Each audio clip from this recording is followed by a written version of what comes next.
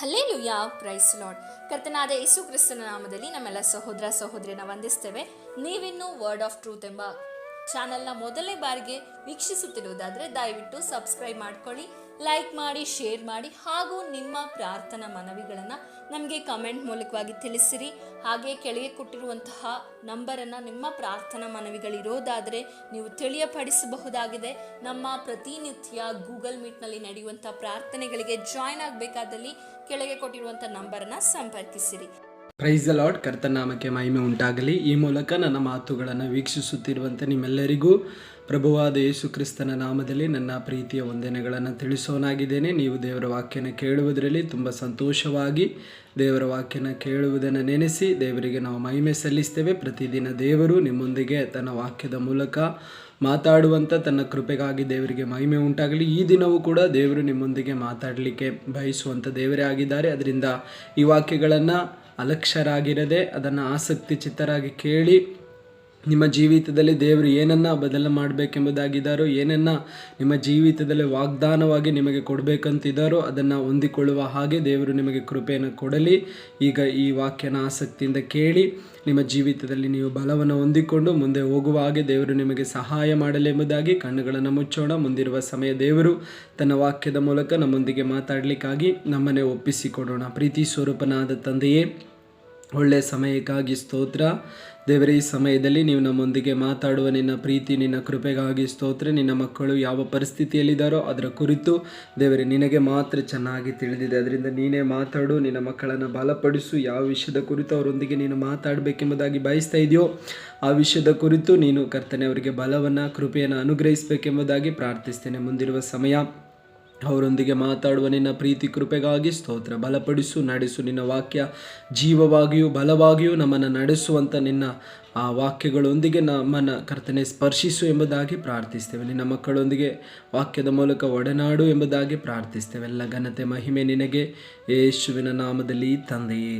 ಆಮೇನ್ ಆಮೇನ್. ಮುಂದಿರುವ ಸಮಯ ದೇವರು ನಮ್ಮೊಂದಿಗೆ ಮಾತಾಡುವಂಥ ವಿಷಯದಲ್ಲಿ ನಮ್ಮನ್ನೇ ನಾವು ಸಮರ್ಪಿಸಿಕೊಡೋಣ. ಈ ದಿನದ ವಾಕ್ಯ ಸಂದೇಶದ ವಿಷಯ ಏನಾಗಿದೆ ಎಂಬುದಾಗಿ ನಾವು ನೋಡೋದಾದರೆ, ನಿನ್ನ ಪ್ರಾರ್ಥನೆಗೆ ಉತ್ತರ ಕೊಡುವ ದೇವರು ಎಂಬುದಾಗಿರುವಂಥ ವಿಷಯದ ಕುರಿತು ನಾವು ಈ ದಿನ ಧ್ಯಾನ ಮಾಡಲಿಕ್ಕಿದ್ದೇವೆ. ಹೌದು ಪ್ರಿಯರೇ, ಅನೇಕ ಪ್ರಾರ್ಥನೆಗಳನ್ನು ಈಗಾಗಲೇ ದೇವರ ಸನ್ನಿಧಿಯಲ್ಲಿ ನೀವು ಮಾಡ್ತಾ ಇರ್ಬೋದು. ಅನೇಕ ವಿಷಯಗಳಲ್ಲಿ ದೇವರು ನಿಮಗೆ ಉತ್ತರ ಕೊಟ್ಟಿರ್ಬೋದು. ಅನೇಕ ವಿಷಯಗಳಲ್ಲಿ ಇನ್ನೂ ಕೂಡ ಆ ದೇವರ ಸನ್ನಿಧಿಯಲ್ಲಿ ನೀವು ಪ್ರಾರ್ಥನೆಯಲ್ಲಿ ನಿರಂತರರಾಗಿ ಪ್ರಾರ್ಥನೆ ಮಾಡುವಂಥ ವಿಷಯಗಳು ಅನೇಕವಿರಬಹುದು. ಅದಕ್ಕೂ ಕೂಡ ದೇವರು ಉತ್ತರ ಕೊಡುವಂಥ ದೇವರೇ ಆಗಿದ್ದಾರೆ. ಅದರಿಂದ ನಿನ್ನ ಪ್ರಾರ್ಥನೆಗೆ ಉತ್ತರ ಕೊಡುವಂಥ ದೇವರ ಕುರಿತು ಈ ದಿನ ದೇವರ ವಾಕ್ಯದ ಮೂಲಕ ಯಾವೆಲ್ಲ ವಿಧದಲ್ಲಿ ದೇವರು ಉತ್ತರ ಕೊಡ್ತಾರೆ ಎಂಬುದಾಗಿ ನಾವು ವಾಕ್ಯದ ಮೂಲಕವಾಗಿ ಧ್ಯಾನ ಮಾಡಿಕೊಳ್ಳೋಣ. ಮೊದಲನೇದಾಗಿ 1 ಸಾಮುವೇಲ ಪುಸ್ತಕ ಅದರ 1ನೇ ಅಧ್ಯಾಯದ 10ನೇ ವಚನವನ್ನು ನಾವು ಓದಿಕೊಳ್ಳೋದಾದರೆ ಆ ವಾಕ್ಯ ಹೀಗೆ ಬರೆಯಲ್ಪಟ್ಟಿದೆ. ಅದರ 10-11ನೇ ವಚನವನ್ನು ನಾನು ಓದಿ ನಿಮಗೆ ಕೇಳಿಸೋನಾಗಿದ್ದೇನೆ. ಹೋಗಿ ಬಹು ದುಃಖದಿಂದ ಕಣ್ಣೀರು ಸುರಿಸುತ್ತಾ ಯೆಹೋವನನ್ನು ಕುರಿತು, ಸೇನಾಧೀಶ್ವರನಾದ ಯೆಹೋವನೇ, ನಿನ್ನ ದಾಸಿಯ ದುಃಖವನ್ನು ಪರಂಪರಿಸು. ನನ್ನನ್ನು ತಿರಸ್ಕರಿಸದೆ ಕನಿಕರವಿಟ್ಟು ನನಗೊಬ್ಬ ಮಗನನ್ನು ಕೊಡಬೇಕು. ಅವನು ಜೀವದಿಂದಿರುವ ತನಕ ನಿನ್ನವನಾಗಿಯೇ ಇರುವ ಹಾಗೆ ನಿನಗೆ ಪ್ರತಿಷ್ಠಿಸಿ ಕೊಡುವೆನು. ಅವನ ತಲೆಯ ಮೇಲೆ ಕ್ಷೌರ ಕತ್ತಿಯನ್ನು ಬರಗೊಡಿಸುವುದಿಲ್ಲ ಎಂದು ಪ್ರಾರ್ಥಿಸಿ ಹರಕೆ ಮಾಡಿದಳು. ಇಲ್ಲಿ ಒಂದು ಭಕ್ತಳು ದೇವರ ಸನ್ನಿಧಿಯಲ್ಲಿ ಪ್ರಾರ್ಥಿಸಿ ಹರಕೆ ಮಾಡಿದ ಒಂದು ಪ್ರಾರ್ಥನೆಯನ್ನು ನಾವು ಈಗಾಗಲೇ ಓದಿಕೊಂಡಿದ್ದೇವೆ. ಇಲ್ಲಿ ಅನ್ನಳೆಂಬುದಾಗಿರುವಂಥ ಒಂದು ಭಕ್ತಳು ಪ್ರಾರ್ಥಿಸೋದನ್ನು ನಾವು ನೋಡ್ತೇವೆ. ಏನಂತ ಪ್ರಾರ್ಥಿಸ್ತಾ ಇದ್ದಾಳೆ ಅಂದರೆ, ನನ್ನ ದುಃಖವನ್ನು ನೀನೇನು ಮಾಡು, ನನ್ನಿಂದ ಹೋಗಲಾಡಿಸು. ತನ್ನ ಆ ಬಹು ದುಃಖವನ್ನು ದೇವರ ಸನ್ನಿಧಿಯಲ್ಲಿ ತೆಗೆದುಕೊಂಡು ಹೋಗಿ ಆ ದುಃಖದೊಂದಿಗಿರುವ ಕಣ್ಣೀರನ್ನು ದೇವರ ಸಮ್ಮುಖದಲ್ಲಿ ಸುರಿಸಿ ಬಹು ದುಃಖದಿಂದ ಆಕೆ ಪ್ರಾರ್ಥಿಸಿದ ಪ್ರಾರ್ಥನೆಯನ್ನು ನಾವೀಗಾಗಲೇ ಓದಿ ಕೇಳಿದ್ದೇವೆ. ಆ ಪ್ರಾರ್ಥನೆಯನ್ನು ಆಕೆ ಏನು ಮಾಡ್ತಿದ್ದಾಳೆ ಅಂದರೆ ಪರಿಪೂರ್ಣವಾಗಿ ಸಮರ್ಪಿಸಿಕೊಡ್ತಾ ಇದ್ದಾಳೆ, ಪರಿಪೂರ್ಣವಾಗಿ ಒಪ್ಪಿಸಿಕೊಡ್ತಾ ಇದ್ದಾಳೆ, ಪರಿಪೂರ್ಣವಾಗಿ ತನಗಿದ್ದಂಥ ದುಃಖವನ್ನು ದೇವರ ಸಮ್ಮುಖದಲ್ಲಿ ಹೇಳಿ ಪ್ರಾರ್ಥಿಸೋದನ್ನು ನಾವು ನೋಡ್ತೀವಿ. ಏನ್ರಿ ಆ ಅನ್ನಳ ದುಃಖ ಎಂಬುದಾಗಿ ನಾವು ನೋಡೋದಾದರೆ, ಅನ್ನಳಿಗೆ ತುಂಬ ವರ್ಷಗಳಿಂದಲೂ ಮಕ್ಕಳಿಲ್ಲದೆ ಇರುವಂಥ ಆ ಅನ್ನಳು ಅನೇಕರಿಂದ ನಿಂದಿಸಲ್ಪಟ್ಟು ಅವಮಾನ ಹೊಂದಿ ತುಂಬ ದುಃಖ ಪೀಡಿತಳಾಗಿ ದೇವರ ಸನ್ನಿಧಿಯಲ್ಲಿ ಪ್ರಾರ್ಥಿಸೋದನ್ನು ನಾವು ನೋಡ್ಬೋದು ಪ್ರಿಯರೇ. ಮಕ್ಕಳಿಲ್ಲದೆ ಇರುವಂಥ ಒಂದು ಅನುಭವ ಅವರಿಗಾಗುವಂಥ ಅನುಭವ ಅಥವಾ ಅವ್ರಿಗಿರುವಂಥ ಆ ಒಂದು ಅವಮಾನಗಳು, ನಿಂದನೆಗಳು, ದುಃಖಗಳು, ಆಗಾಗ ಜನರು ಮಾತಾಡುವಂಥ ಆ ಒಂದು ಆ ಮಾತುಗಳು, ಇವೆಲ್ಲವನ್ನು ಒಂದು ಮಕ್ಕಳಿಲ್ಲದೆ ಇರುವಂಥ ಒಂದು ಸ್ತ್ರೀ ಸಹಿಸಿಕೊಳ್ಳಿಕ್ಕೆ ಆಗೋದೇ ಇಲ್ಲ. ತುಂಬ ಅದು ಕಷ್ಟಕರವಾದ ಒಂದು ಅನುಭವ. ಯಾಕೆಂದರೆ ಅಂಥವರನ್ನು ಹೋಗಿ ಸಂಧಿಸಿ ಮಾತಾಡುವಾಗ ಅವರ ದುಃಖವನ್ನು ಹೇಳಿಕೊಳ್ಳಿಕ್ಕೆ ಆಗದ ರೀತಿಯಲ್ಲಿ ಅವರ ಹೃದಯದಲ್ಲಿ ಅವರು ಇಟ್ಕೊಂಡಿರ್ತಾರೆ. ಹಾಗೆ ಅನ್ನಳು ಕೂಡ ತನಗೆ ಮಕ್ಕಳಿಲ್ಲದೆ ಇರುವ ನಿಮಿತ್ತ ಒಂದು ಆಲ್ರೆಡಿ ತನ್ನೊಳಗಡೆ ತನಗೆ ಒಂದು ದುಃಖ, ಅದರಲ್ಲಿ ಕೆಲವೊಬ್ಬರ ಮಾತುಗಳು, ಕೆಲವೊಬ್ಬರು ನಿಂದಿಸುವಾಗ, ಕೆಲವೊಬ್ಬರು ಅವಮಾನ ಪಡಿಸುವಾಗ, ಕೆಲವೊಬ್ಬರು ಮಕ್ಕಳಿಲ್ಲ ಎಂಬುದಾಗಿ ಗೇಲಿ ಮಾಡುವಾಗ ಅದರದೇ ಆದಂಥ ದುಃಖ ತನ್ನ ಹೃದಯದಲ್ಲಿ ತುಂಬಿಕೊಂಡಿದೆ. ಈ ಎಲ್ಲ ದುಃಖವನ್ನು ಹೋಗಿ ಯಾರ ಮುಂದೆ ಅಂದರೆ ದೇವರ ಮುಂದೆ ಆಕೆ ಏನು ಮಾಡ್ತಿದ್ದಾಳೆ, ಕಣ್ಣೀರಿನೊಂದಿಗೆ ಕಣ್ಣೀರು ಸುರಿಸುತ್ತಾ ಪ್ರಾರ್ಥಿಸ್ತಾ ಇದ್ದಾಳೆ. ಆಗ ದೇವರು ಆ ಪ್ರಾರ್ಥನೆಯನ್ನು ಕೇಳಿ ಅನ್ನಳಿಗೆ ಉತ್ತರ ಕೊಟ್ಟಂಥ ದೇವರು ನಮ್ಮ ದೇವರಾಗಿದ್ದಾರೆ. ಅನ್ನಳ ಪ್ರಾರ್ಥನೆ ಏನಾಗಿತ್ತು ಅಂದರೆ, ಒಂದು ಬಹು ದುಃಖದಿಂದ ಕೂಡಿದ ಪ್ರಾರ್ಥನೆ, ಎರಡನೇದಾಗಿ ಕಣ್ಣೀರು ಸುರಿಸುವ ಪ್ರಾರ್ಥನೆ, ಮೂರನೇದಾಗಿ ಹರಕೆ ಮಾಡಿ ಪ್ರಾರ್ಥಿಸ್ತಾ ಇದ್ದಾಳೆ. ಒಂದು ಕಣ್ಣೀರು ಸುರಿಸುತ್ತಾ ದುಃಖದಿಂದ ಹರಕೆ ಮಾಡಿ ಪ್ರಾರ್ಥಿಸಿದ ಪ್ರಾರ್ಥನೆಯನ್ನು ದೇವರು ಏನು ಮಾಡಿಲ್ಲ ಅಂದರೆ ತಿರಸ್ಕರಿಸಿಲ್ಲ. ಆ ಪ್ರಾರ್ಥನೆಯನ್ನು ದೇವರು ಕೇಳಿ ಆಕೆಯ ಆ ಪ್ರಾರ್ಥನೆಗೆ ಪ್ರತ್ಯುತ್ತರವಾಗಿ ದೇವರು ಏನು ಮಾಡ್ತಾ ಇದ್ದಾರೆ ಅಂದರೆ ಸದುತ್ತರವನ್ನು ಕೊಡೋದನ್ನು ನಾವು ನೋಡ್ಬೋದು. 1ನೇ ಅಧ್ಯಾಯದ 10ನೇ ವಚನ ನಾವು ಓದಿಕೊಳ್ಳೋದಾದರೆ, ಅನ್ನಳು ಗರ್ಭಿಣಿಯಾಗಿ ದಿನ ತುಂಬಿದ ಮೇಲೆ ಒಬ್ಬ ಮಗನನ್ನು ಎತ್ತಳು, ಯೆಹೋವನನ್ನು ಬೇಡಿ ಪಡಕೊಂಡೇನೆಂದು ಹೇಳಿ ಆ ಮಗುವಿಗೆ ಸಾಮುವೇಲ್ ಎಂದು ಹೆಸರಿಟ್ಟಳು. ನೋಡಿ, ಅನ್ನಳು ಬಹು ದುಃಖದಿಂದ ಕಣ್ಣೀರಿಂದ ದೇವರ ಹತ್ರ ಪ್ರಾರ್ಥಿಸಿ ಹರಕೆ ಮಾಡಿ ಪ್ರಾರ್ಥಿಸಿ ದೇವರ ಹತ್ರ ಆಕೆ ಏನು ಮಾಡ್ತಾ ಇದ್ದಾಳೆ ಅಂದರೆ ತನ್ನ ಬಹು ದುಃಖವನ್ನು ದೇವರ ಮುಂದೆ ಒಯ್ದಳು. ಅಂದರೆ ತನಗಿರುವ ವೇದನೆಯನ್ನು ದೇವರ ಮುಂದೆ ಒಪ್ಪಿಸಿಕೊಟ್ಟಳು. ಅದಕ್ಕೆ ಪ್ರತಿಯಾಗಿ ದೇವರು ತನ್ನ ದಾಸನಾದಂಥ ಅಂದಿನ ಕಾಲದ ಯಾಜಕನಾದಂಥ ಎಲಿಯನ್ನು ಉಪಯೋಗಿಸಿಕೊಂಡು ದೇವರು ಹೇಳ್ತಾ ಇದ್ದಾರೆ, ಮುಂದಿನ ವರ್ಷದಲ್ಲಿ ಇದೇ ಸಮಯದಲ್ಲಿ ದೇವರು ನಿನ್ನ ಜೀವಿತದಲ್ಲೊಂದು ಮಗನನ್ನು ಕೊಡ್ತಾರೆ ಎಂಬುದಾಗಿ ಭರವಸೆ ಕೊಟ್ಟದ್ದು ಮಾತ್ರ ಅಲ್ಲ, ಮುಂದಿನ ವರ್ಷ ಬರುವಾಗ ತಾನು ಪ್ರಾರ್ಥಿಸಿದ ನಂತರ 1 ವರ್ಷ ಆದ ನಂತರ ಒಳ್ಳೆಯ ಒಂದು ಸಾಮುವೇಲನಾಗಿ ಒಂದು ಮಗನನ್ನು ದೇವರು ಕೊಟ್ಟದ್ದನ್ನು ನಾವು ನೋಡ್ತೇವೆ. ಹಾಗಾದರೆ ಅನ್ನಳ ಪ್ರಾರ್ಥನೆಗೆ ದೇವರು ಏನು ಮಾಡಿದ್ದಾರೆ, ಉತ್ತರವನ್ನು ಕೊಟ್ಟಿದ್ದಾರೆ. ಹಾಗಾದರೆ ಪ್ರಿಯರೇ, ಈ ನನ್ನ ಮಾತುಗಳನ್ನು ಕೇಳುವ ನಿಮ್ಮಲ್ಲಿ ಅನ್ನಳ ಹಾಗೆ ದುಃಖದಿಂದಲೂ ಕಣ್ಣೀರಿಂದಲೂ ಬಹು ವೇದನೆಯಿಂದಲೂ ಹರಕೆ ಮಾಡಿ ಪ್ರಾರ್ಥಿಸಿದ ನಿಮ್ಮ ಪ್ರಾರ್ಥನೆಗೆ ಖಂಡಿತವಾಗಲೂ ದೇವರು ಉತ್ತರ ಕೊಡ್ತಾರೆ. ಒಂದು ವೇಳೆ ಮಕ್ಕಳ ವಿಷಯದಲ್ಲಿ ಇರ್ಬೋದು, ಮಕ್ಕಳಿಲ್ಲದೆ ಇರುವಂಥ ಅನ್ನಳ ಹಾಗೆ ಇರುವಂಥ ಒಂದು ಪ್ರಾರ್ಥನೆ ಇರ್ಬೋದು, ಒಂದು ವೇಳೆ ಕೆಲಸ ಸಿಕ್ಕದೆ ವಿದ್ಯಾಭ್ಯಾಸದಲ್ಲಿ ಮುಂದೆ ಹೋಗದೆ, ಒಂದು ವೇಳೆ ಮದುವೆಯಾಗಿ ಕುಟುಂಬದಲ್ಲಿ ಎಷ್ಟೋ ವರ್ಷ ಆದರೂ ಕೂಡ ಮಕ್ಕಳಿಲ್ಲದೆ ಇರುವಂಥ ಅನುಭವ ನಿಮ್ಮಲ್ಲಾಗಿರಬಹುದು.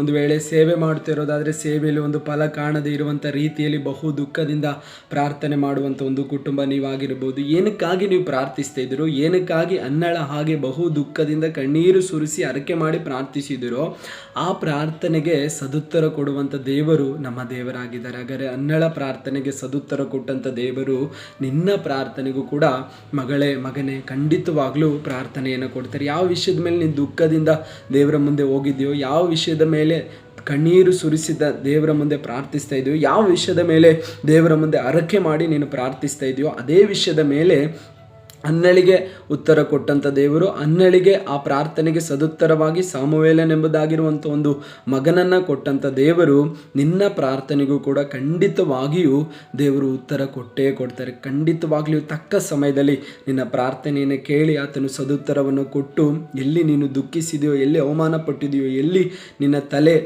ಬಾಗಿದೆಯೋ ಅಲ್ಲೇ ನಿನ್ನ ತಲೆ ಎತ್ತಲ್ಪಡುವ ರೀತಿಯಲ್ಲಿ ದೇವರು ಮಾರ್ಪಡಿಸ್ತಾನೆ. ಅನ್ನಳು 2ನೇ ಅಧ್ಯಾಯದಲ್ಲಿ ದೇವರಿಗೆ ಒಂದು ಹಾಡನ್ನು ಹಾಡಿ ಸ್ತುತಿಸ್ತಾ ಇದ್ದಾಳೆ. ದೇವರೇ, ನನ್ನ ಕೊಂಬನ್ನು ನೀನು ಎತ್ತಿದ್ದಿ, ಎಲ್ಲಿ ನಾನು ದುಃಖಪಟ್ಟನೋ ಅಲ್ಲೇ ಉಲ್ಲಾಸಿಸುವ ಹಾಗೆ ಮಾಡಿದ್ದಿ, ನೀನು ನನ್ನನ್ನು ಎಲ್ಲ ವಿಧದಲ್ಲಿಯೂ ಮೇಲೆತ್ತಿದ್ದಿ, ಅದಕ್ಕಾಗಿ ನಿನಗೆ ಸ್ತೋತ್ರ ಎಂಬುದಾಗಿ ಅನ್ನಳು 1ನೇ ಅಧ್ಯಾಯದಲ್ಲಿ ತನ್ನ ದುಃಖವನ್ನು ಹೇಳಿ ಪ್ರಾರ್ಥಿಸಿದ ಅನ್ನಳಿಗೆ 2ನೇ ಅಧ್ಯಾಯವನ್ನು ನಾವು ಓದಿಕೊಳ್ಳುವಾಗ ಹರ್ಷದಿಂದಲೂ ಉಲ್ಲಾಸದಿಂದಲೂ ದೇವರನ್ನು ಆಡಿ ಸ್ತುತಿಸ್ತಾ ಇದ್ದಾಳೆ. ಹಾಗಾದರೆ ನಿನ್ನ ಜೀವಿತದಲ್ಲಿ ಕೂಡ ನೀನೇನೆಲ್ಲ ವಿಷಯಗಳಿಗಾಗಿ ದೇವರ ಮುಂದೆ ದುಃಖಿಸಿ ಕಣ್ಣೀರು ಸುರಿಸ್ತಾ ಇದೆಯೋ ಅದಕ್ಕೆ ಸದುತ್ತರವನ್ನು ಕೊಡುವಂಥ ದೇವರೇ ನಮ್ಮ ದೇವರಾಗಿದ್ದಾನೆ. ಒಂದನೇದಾಗಿ ಅನ್ನಳ ಪ್ರಾರ್ಥನೆಗೆ ದೇವರು ಸದುತ್ತರವನ್ನು ಕೊಟ್ಟರು. ಎರಡನೇದಾಗಿ ಮತ್ತೊಂದು ವ್ಯಕ್ತಿಯ ಪ್ರಾರ್ಥನೆಗೂ ಕೂಡ ದೇವರು ಸದುತ್ತರವನ್ನು ಕೊಡ್ತಾ ಇದ್ದಾರೆ. ಅದನ್ನು ನಾವು ಓದಿಕೊಳ್ಳೋಣ. ಯೆಶಾಯನ ಪ್ರವಾದನೆ ಗ್ರಂಥ 38ನೇ ಅಧ್ಯಾಯದ ಅದರ 2ನೇ ವಚನದಿಂದ ನಾವು ಓದಿಕೊಳ್ಳೋದಾದರೆ ಹೀಗೆ ಬರೆಯಲ್ಪಟ್ಟಿದೆ, ಇದನ್ನು ಕೇಳಿದೆ ಒಡೆದೆ ಹಿಜ್ಕೀಯನು ಮೊರೆಯನ್ನು ಗೋಡೆಯ ಕಡೆಗೆ ತಿರುಗಿಸಿ, ಯೆಹೋವನೇ, ನಾನು ನಂಬಿಗಸ್ತನಾಗಿಯೂ ಯಥಾರ್ಥ ಚಿಂತನಾಗಿಯೂ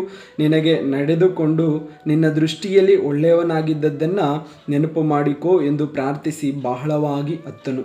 ಇಲ್ಲಿ ಹಿಜ್ಕೀಯನು ಬಹಳವಾಗಿ ಪ್ರಾರ್ಥಿಸಿದ್ದನ್ನು ನಾವು ನೋಡ್ಬೋದು. ಏನಕ್ಕೋಸ್ಕರ ಆತನು ಪ್ರಾರ್ಥಿಸಿದ ಅಂದರೆ, ಪ್ರವಾದಿಯಾದಂಥ ಯೆಶಾಯನು ತನ್ನ ಮನೆಗೆ ಬಂದು ಈ ರೀತಿಯಾಗಿ ಅದರ 1ನೇ ವಚನದಲ್ಲಿ ಹೇಳ್ತಾ ಇದ್ದಾನೆ, ಪ್ರವಾದಿಯಾದ ಯೆಶಾಯನು ಅವನ ಬಳಿಗೆ ಬಂದು ಅವನಿಗೆ, ನಿನ್ನ ಮನೆಯ ವಿಷಯವಾಗಿಯೂ ವ್ಯವಸ್ಥೆ ಮಾಡು, ಯಾಕೆಂದರೆ ನೀನು ಉಳಿಯುವ ಹಾಗಿಲ್ಲ, ಬೇಕಾಗಿದೆ ಎಂಬುದಾಗಿ ಯೆಹೋವನು ಅನ್ನುತ್ತಾನೆ ಎಂದು ಹೇಳಿದನು. ಇಲ್ಲಿ ಹಿಜ್ಕೀಯನ ಬಗ್ಗೆ ದೇವರು ತನ್ನ ದಾಸನಾದಂಥ ಯೆಶಾಯನ ಮೂಲಕ ದೇವರು ಹೇಳ್ತಿದ್ರೆ, ನೀನು ಉಳಿಯುವಾಗಿಲ್ಲ, ಸಾಯಬೇಕಾಗಿದೆ, ಅದರಿಂದ ಎಲ್ಲ ವ್ಯವಸ್ಥೆ ಮಾಡ್ಕೊ ಎಂಬುದಾಗಿ ಹೇಳಿದಾಗ ಅದನ್ನು ಕೇಳಿದ ಒಡನೆ ಹಿಜ್ಕೀಯನ ಏನು ಮಾಡ್ತಾ ಇದ್ದಾನೆ, ದೇವರ ಕಡೆಗೆ ಮೊರೆಯನ್ನು ತಿರುಗಿಸಿಕೊಂಡು, ನಾನು ನಂಬಿಗಸ್ತನಾಗಿ ಯಥಾರ್ಥ ಚಿತ್ತನಾಗಿ ನಡೆದುಕೊಂಡಿದ್ದನ್ನು, ನಿನ್ನ ದೃಷ್ಟಿಯಲ್ಲಿ ಒಳ್ಳೆಯವನಾಗಿ ನಡೆದುಕೊಂಡಿದ್ದನ್ನು ನೆನಪು ಮಾಡಿಕೊ ಎಂಬುದಾಗಿ ಬಹಳವಾಗಿ ಪ್ರಾರ್ಥಿಸ್ತಾ ಇದ್ದಾನೆ. ತನ್ನ ಮರಣ ಅನ್ನುವಂಥದ್ದು ತನ್ನ ಮುಂದೆ ಬಂದಾಗ ಹಿಜ್ಕೀಯನ ಏನು ಮಾಡ್ತಿದ್ದಾನೆ ಅಂದರೆ, ದೇವರ ಮುಂದೆ ಬಹಳವಾಗಿ ತಾನು ನಡೆದುಕೊಂಡ ಆದಿಯನ್ನು ದೇವರ ಮುಂದೆ ನೆನಪಿಸಿ ಪ್ರಾರ್ಥಿಸೋದನ್ನು ನಾವು ನೋಡ್ತೇವೆ. ಆಗ ಪ್ರಾರ್ಥಿಸಿದ ಆ ಹಿಜ್ಕೀಯನ ಪ್ರಾರ್ಥನೆಗೆ ದೇವರು ಅದರ 4ನೇ ವಚನದಲ್ಲಿ ಹೀಗೆ ಬರೆಯಲ್ಪಟ್ಟಿದೆ, 4-5 ಓದಿಕೊಳ್ಳೋದಾದರೆ 4ನೇ ವಚನ 5ನೇ ವಚನ, ಹಾಗೆ ಯೆಹೋವನು ಯೆಶಾಯನಿಗೆ, ನೀನು ಹೋಗಿ ನನ್ನ ಪ್ರಜೆಗಳ ಪ್ರಭುವಾಗಿರುವ ಹಿಜ್ಕೀಯನಿಗೆ, ನಾನು ನಿನ್ನ ಪ್ರಾರ್ಥನೆಯನ್ನು ಕೇಳಿದ್ದೇನೆ, ನಿನ್ನ ಕಣ್ಣೀರನ್ನು ನೋಡಿದ್ದೇನೆ, ನಿನ್ನ ಆಯುಷ್ಕಾಲಕ್ಕೆ 15 ವರ್ಷಗಳನ್ನು ಕೂಡಿಸುತ್ತೇನೆ ಎಂಬುದಾಗಿ ತಿರುಗೊಂದಾವೃತ್ತಿ ಯೆಶಾಯನು ಬಂದು ತನ್ನ ಮರಣವನ್ನು ಮುಂತಿಳಿಸಿದ ಅದೇ ಯೆಶಾಯನು ಹೇಳ್ತಿದ್ದಾನೆ, ಮತ್ತೊಂದು ಆವೃತ್ತಿ ದೇವರು ನೀನು ಮಾಡಿದ ಪ್ರಾರ್ಥನೆಯನ್ನು ಕೇಳಿದ ದೇವರು ಸುಮ್ಮನೆ ಕೇಳಿಲ್ಲ, ನಿನಗೆ ಸದುತ್ತರವನ್ನು ಕೊಡ್ತಾ ಇದ್ದಾನೆ, ನಿನ್ನ ಆಯುಷ್ಕಾಲಕ್ಕೆ 15 ವರ್ಷಗಳನ್ನು ಕೂಡಿಸಿ ಕೊಡ್ತಾ ಇದ್ದಾನೆ. ಹಾಗಾದರೆ ಹಿಜ್ಕೀಯನು ತನ್ನ ಮರಣ ಅನ್ನುವಂಥದ್ದು ತನ್ನ ಮುಂದೆ ಬಂದಾಗ ಆತನು ದೇವರ ಮುಂದೆ ಕಣ್ಣೀರಿಟ್ಟು ಪ್ರಾರ್ಥಿಸ್ತಾ ಇದ್ದಾನೆ. ಕಣ್ಣೀರಿನ ಆ ಪ್ರಾರ್ಥನೆಯನ್ನು ದೇವರು ತಿರಸ್ಕರಿಸಿಲ್ಲ. ಹಿಜ್ಕೀಯನಿಗೆ ಹೇಳ್ತಾ ಇದ್ದಾನೆ, ನಿನ್ನ ಕಣ್ಣೀರನ್ನು ನಾನು ನೋಡಿದ್ದೇನೆ, ನಿನ್ನ ಪ್ರಾರ್ಥನೆಯನ್ನು ಕೇಳಿದ್ದೇನೆ ಎಂಬುದಾಗಿ ಹೇಳೋದನ್ನು ನಾವು ನೋಡ್ತೇವೆ. ಹಾಗಾದರೆ ಪ್ರಿಯರೇ, ಯಾವುದಾದ್ರೂ ನಿಮ್ಮ ವಿಷಯದಲ್ಲಿ, ನಿಮ್ಮ ಸೋಲಿನ ಅನುಭವದಲ್ಲಿ, ಯಾವುದಾದ್ರೂ ವಿಷಯಗಳು ನಷ್ಟಪಟ್ಟು ಹೋಗುವಂಥ ಅನುಭವದಲ್ಲಿ, ನಿಮ್ಮ ಕೈ ಬಿಟ್ಟು ಹೋಗುವಂಥ ಅನುಭವದಲ್ಲಿ, ಹೀಗೆ ಹಿಜ್ಕೀಯನ ರೀತಿಯಲ್ಲಿ ಯಾವುದಾದ್ರೂ ಒಂದು ನಷ್ಟದ ಅನುಭವ ನಿಮ್ಮ ಮುಂದೆ ಬಂದಾಗ, ಅದು ನಿಮ್ಮ ಮುಂದೆ ಬಂದ ಸಂದರ್ಭದಲ್ಲಿ ನೀವು ಕಣ್ಣೀರು ಸುರಿಸಿ ದೇವರ ಮುಂದೆ ಪ್ರಾರ್ಥಿಸ್ತಾ ಇರೋದಾದರೆ, ಈಗ ನೀವು ಪ್ರಾರ್ಥಿಸುವಂಥ ಒಂದು ಅನುಭವಕ್ಕೆ ಬರೋದಾದರೆ, ಖಂಡಿತವಾಗ್ಲೂ ನಿಮ್ಮ ಪ್ರಾರ್ಥನೆಯನ್ನು ಕೇಳಿ ಹಿಜ್ಕೀಯನಿಗೆ ಕೊಟ್ಟ ಹಾಗೆ ನಿಮ್ಮ ಎಲ್ಲ ಪರಿಸ್ಥಿತಿಗಳಲ್ಲಿ ಒಂದು ಬದಲಾವಣೆಯನ್ನು ಕೊಡ್ತೀನಿ. ಹಿಜ್ಕೀಯನಿಗೆ 15 ವರ್ಷಗಳ ಕಾಲ ತನ್ನ ಆಯುಷ್ಕಾಲಕ್ಕೆ ಕೂಡಿಸಿ ಕೊಡ್ತಾ ಇದ್ದಾರೆ. ಹಾಗಾದರೆ ನಿಮ್ಮ ಜೀವಿತದಲ್ಲಿ ಏನು ಮುಗಿದು ಹೋಗಿದೆಯೋ, ಏನೆಲ್ಲ ಮುಗಿದು ಹೋಗ್ತಾ ಇದೆ ಎಂಬುದಾಗಿ ನಿಮ್ಮ ಜೀವಿತದಲ್ಲಿ ಅಂದುಕೊಂಡಿದ್ದೀರೋ, ಏನೆಲ್ಲ ವಿಷಯಗಳು ಇನ್ನು ನನ್ನ ಜೀವಿತದಲ್ಲಿ ಸಿಕ್ಕೋದಿಲ್ಲ, ನನಗೆ ಮುಗೀತು ಎಂಬುದಾಗಿ ಎಲ್ಲಿ ನೀವು ಅಂದ್ಕೊಂಡಿದ್ದೀರೋ ಅದರಲ್ಲಿ ಸೋತು ಹೋಗಬೇಡಿ, ನಿರಾಶೆಗೊಳ್ಬೇಡಿ. ಈಗಲೇ ದೇವರ ಮುಂದೆ ಮೊಣಕಾಲೂರಿ ಪ್ರಾರ್ಥನೆ ಮಾಡಿ. ಹಿಜ್ಕೀಯನ ಹಾಗೆ ಕೇಳಿದ ಒಡನೆ, ಅವನು ಕೇಳಿದ ತನ್ನ ಮರಣದ ಆ ಮರಣದ ಕುರಿತು ಕೇಳಿದ ಒಡನೆ ಅವನು ಕಣ್ಣೀರು ಸುರಿಸಿ, ಅಯ್ಯೋ ನಾನು ಸತ್ತೋಗ್ತೀನಿಲ್ಲ ಅಂತ ಹತ್ತಿಲ್ಲ, ದೇವರ ಮುಂದೆ ಕೇಳ್ತಾ ಇದ್ದೇನೆ, ದೇವರೇ ನನ್ನನ್ನು ನೆನಪು ಮಾಡಿಕೊ. ಹಾಗಾದರೆ ಪ್ರಿಯರೇ, ನಿನ್ನ ಜೀವಿತದಲ್ಲಿ ನಿನ್ನನ್ನು ರೋಗ ಅನ್ನುವಂಥದ್ದು ಬಾಧಿಸ್ತಾ ಇರ್ಬೋದು. ಅವನಿಗೆ ಮರಣಕರವಾದ ರೋಗ ಅನ್ನುವಂಥದ್ದು ಬಾಧಿಸ್ತಾ ಇತ್ತು. ಹಾಗಾದರೆ ನಿನ್ನ ಜೀವಿತದಲ್ಲಿ ಯಾವುದಾದ್ರೂ ಒಂದು ರೋಗದಿಂದ ನೀನು ಮರಣವನ್ನು ಎದುರುಗೊಳ್ಳುತ್ತಿರುವುದಾದರೆ, ಒಂದು ವೇಳೆ ಒಂದು ಸಾಲದ ನಿಮಿತ್ತ ನಿನ್ನ ಮರಣವನ್ನು ನೀನು ಎದುರುಗೊಳ್ಳುತ್ತಿರುವುದಾದರೆ, ಒಂದು ವೇಳೆ ಹೃದಯದಲ್ಲಿ ಏನಕ್ಕೆ ನಾನು ಜೀವಿಸೋದು, ಸತ್ತೋದ್ರೆ ಸಾಕಲ್ಲ ಎಂಬುದಾಗಿರುವ ಚಿಂತೆ ನಿನ್ನ ಹೃದಯದಲ್ಲಿ ಬಂದಿರೋದಾದರೆ, ಈ ದಿನ ಹಿಜ್ಕೀಯನ ಹಾಗೆ ದೇವರ ಮುಂದೆ ನಿನ್ನ ಆ ಮೊಣಕಾಲನ್ನು ಊರಿಕೊಂಡು, ದೇವರೇ ನನ್ನನ್ನು ನೆನಪು ಮಾಡಿಕೋ ಎಂಬುದಾಗಿ ನೀನು ಪ್ರಾರ್ಥಿಸೋದಾದರೆ, ಖಂಡಿತವಾಗ್ಲೂ ಹಿಜ್ಕೀಯನಿಗೆ ದೇವರು ಹೇಗೆ ತನ್ನ ಪ್ರಾರ್ಥನೆಗೆ ಉತ್ತರ ಕೊಟ್ಟರೋ ಅದೇ ಪ್ರಕಾರ ನಿನ್ನ ಪ್ರಾರ್ಥನೆಗೂ ಕೂಡ ಖಂಡಿತವಾಗಿಯೂ ದೇವರು ಉತ್ತರವನ್ನು ಕೊಡುವವನೇ ಆಗಿದ್ದಾನೆ.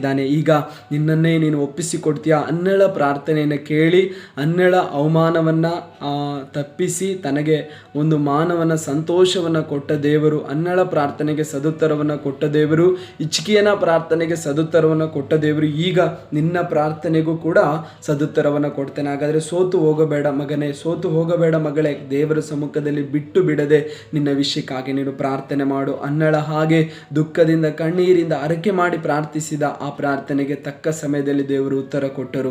ಹಾಗೆ ಹಿಜ್ಕೀಯನು ಕಣ್ಣೀರು ಸುರಿಸಿ ದೇವರ ಹತ್ರ ಮೊರೆ ಇಟ್ಟಾಗ ಆ ಪ್ರಾರ್ಥನೆಗೂ ಕೂಡ ಕೇಳಿ ತಕ್ಕ ಸಮಯದಲ್ಲಿ ಸದುತ್ತರವನ್ನು ಕೊಟ್ಟರು. ಹಾಗಾದರೆ ನಿನ್ನ ಕಣ್ಣೀರಿನ ಪ್ರಾರ್ಥನೆ, ನಿನ್ನ ದುಃಖದ ಪ್ರಾರ್ಥನೆ, ಹಿಜ್ಕೀಯನ ಹಾಗೆ ಬಹಳ ನೊಂದುಕೊಂಡು ಮಾಡುವಂಥ ಪ್ರಾರ್ಥನೆಗೆ ತಕ್ಕ ಸಮಯದಲ್ಲಿ ಸದುತ್ತರ ಕೊಡುವ ದೇವರು ನಮ್ಮ ದೇವರಾಗಿದ್ದಾರೆ. ಹಾಗಾದರೆ ಬಿಟ್ಟು ಬಿಡದೆ ಪ್ರಾರ್ಥನೆ ಮಾಡೋಣ. ಈಗ ನನ್ನೊಂದಿಗೆ ಸೇರಿ ಪ್ರಾರ್ಥನೆ ಮಾಡುವಿರಾ? ಪ್ರೀತಿ ಸ್ವರೂಪನಾದ ತಂದೆಯೇ, ಅಪ್ಪ, ನಿನ್ನ ಮಕ್ಕಳ ಪ್ರಾರ್ಥನೆಯನ್ನು ಕೇಳುವ ಆತನು ಮಾತ್ರವಲ್ಲದೆ ಅದಕ್ಕೆ ಸದುತ್ತರ ಕೊಡುವ ದೇವರು ನೀನಾಗಿದ್ದಿ. ನಿನ್ನ ಮಕ್ಕಳು ಏನೆಲ್ಲ ವಿಷಯಗಳಲ್ಲಿ ಪ್ರಾರ್ಥಿಸ್ತಾ ಇದ್ದಾರೋ ಆ ವಿಷಯದ ಮೇಲೆ ನಿನ್ನ ಕರಚಾಚಿ ನೀನು ಸದುತ್ತರವನ್ನು ಕೊಡಬೇಕು. ಅನ್ನಳ ಪ್ರಾರ್ಥನೆಯನ್ನು ಕೇಳಿ ಸದುತ್ತರ ಕೊಟ್ಟ ರೀತಿಯಲ್ಲಿ ಒಂದು ಸಾಮುವೇಲನನ್ನು ಅವರಿಗೆ ಕರ್ತನೆ ದಾನವಾಗಿ ಕೊಟ್ಟ ರೀತಿಯಲ್ಲಿ ನಿನ್ನ ಮಕ್ಕಳು ಏನಕ್ಕಾಗಿ ಪ್ರಾರ್ಥಿಸ್ತಾ ಇದ್ರು ಅದಕ್ಕೆ ತಕ್ಕ ಸಮಯದಲ್ಲಿ ಸದುತ್ತರವನ್ನು ಕೊಡು. ಹಾಗೆ ಹಿಜ್ಕೀಯನ ಪ್ರಾರ್ಥನೆಯನ್ನು ಕೇಳಿ ಸದುತ್ತರ ಕೊಟ್ಟ ಹಾಗೆ ನಿನ್ನ ಮಕ್ಕಳು ದೇವರು ಏನೆಲ್ಲ ವಿಷಯಗಳಲ್ಲಿ ಪ್ರಾರ್ಥಿಸ್ತಾ ಇದ್ರು ಆ ವಿಷಯಗಳಲ್ಲಿ ದೇವರೇ ಸದುತ್ತರವನ್ನು ಕೊಡು. ಸದುತ್ತರವನ್ನು ಕೊಟ್ಟು ನೀ ನಡೆಸು. ಎಲ್ಲ ಘನತೆ ನಿನಗೆ, ಯೇಸುವಿನ ನಾಮದಲ್ಲಿ ತಂದೆಯೇ, ಆಮೇನ್ ಆಮೇನ್. ದೇವರ ವಾಕ್ಯದ ಮೂಲಕ ನಿಮ್ಮನ್ನು ಆಶೀರ್ವದಿಸಲಿ. ನೀವು ಕೇಳಿದ ಹಾಗೆ ಅನೇಕರು ಈ ವಾಕ್ಯನ ಕೇಳುವ ಹಾಗೆ ಅನೇಕರಿಗೆ ಈ ವಾಕ್ಯವನ್ನು ಕಳಿಸಿಕೊಡಿರಿ. ನಿಮ್ಮ ಪ್ರಾರ್ಥನೆ ಮನವಿಗಳಿರೋದಾದರೆ ಕಾಲ್ ಮಾಡಿ ನಮಗೆ ತಿಳಿಸ್ಬೋದು.